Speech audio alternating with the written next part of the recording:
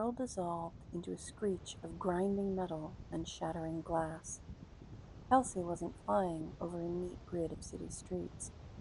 She was tumbling through a chaotic soup of them, all layered on top of one another. Between the dimensions crawled the old gods, who pried openings into various timelines.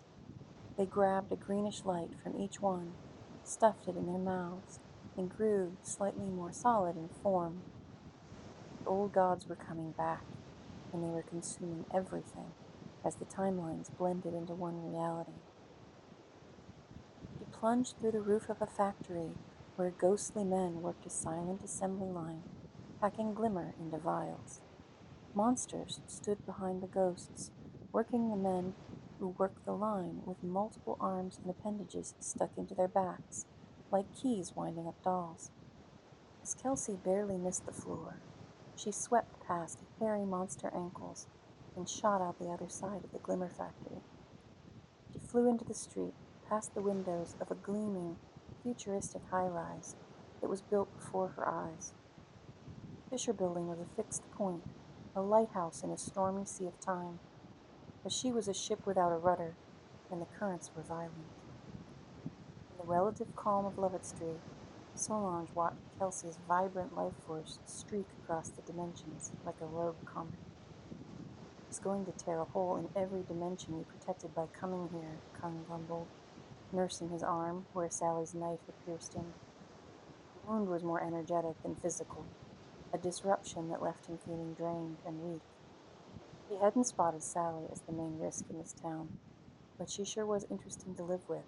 The fire elemental he had seen starting house fires had followed her home, and now this. "Jonathan will catch her," Clarissa said, though her tone lacked conviction. "Jonathan has his own agenda," Solange countered, "and Jordan is making his move already." She looked at Kung, at the lingering listlessness in his shimmering blue eyes. Jordan hadn't just given Sally an energetic push. He was subtly feeding off the chaos, drawing the ambient spiritual energy to himself. "Done watching. He's hurting people. He's hurting you." Clarissa nodded, her expression grim. "I'll keep an eye on Kelsey's house. You both find out how to stop Jordan becoming solid, quickly. If you can push through dimensions briefly using extra energy, he can too, probably."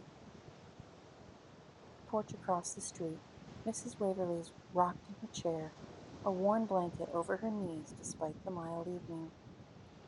The faint, telltale thump of electronic music was leaking from an abandoned house 2 blocks over. It was becoming a nightly occurrence. She saw a few of the twitching, glassy-eyed Glimmer kids slip into the alley. A moment later, a figure emerged from the deeper shadows to meet the boys.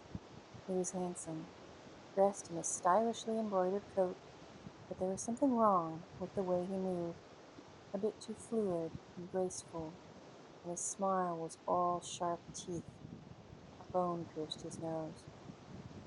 "The good stuff?" one of the kids asked. "The Glimmer?" "Always," the man said, his voice smooth as silk. He produced several glowing green vials, a taste of new life for my best customers. As he passed a vial to the kid, the man turned his head slightly, and for a split second in the dim twilight, Mrs. Waverly swore she saw the shadow of a large, feathered wing flicker behind him as well as a fox's bushy tail. He was one of them, not a ghost, not a memory, but one of the monsters from the old myths of Michigan's ancient times.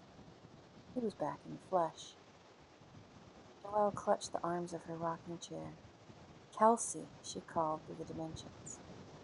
Kelsie crashed back into her body with a bone-jarring lurch. She wasn't at the Fisher Building. She was sprawled on the grimy floor of an alley behind one of the warehouses near the market. A handful of living kids were slumped against the brick walls, their faces slack, eyes vacant. Surrounding them were ghosts. Dozens of flickering, translucent forms reached as if toward the warmth of a bonfire. As they touched the Glimmer kids, the live kids were fading. Kelsie saw it then. The terrible truth of the Glimmer. This was the harvest Jonathan had spoken of. This was the source of the drug's power. It wasn't giving anything.